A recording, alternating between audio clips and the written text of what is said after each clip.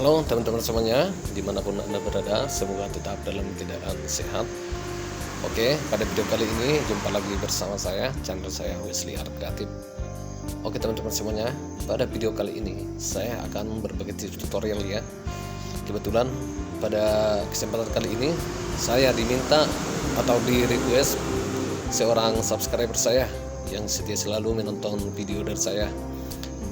Ini requestnya cara untuk memotong stiker manual pakai pisau cutter. Jadi ini sangat mudah ya caranya sangat simpel sekali teman-teman. Tinggal kita kasih kotak-kotak dulu, lalu kita ukir setiap sudutnya supaya membentuk angka atau nomor yang mau kita potong. Oke guys, ini videonya. Semoga video saya bermanfaat bagi teman-teman semuanya. Selamat menonton.